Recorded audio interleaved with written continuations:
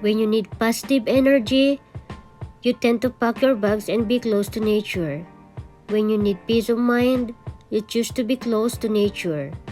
When you need a break, you want to escape to nature's arms.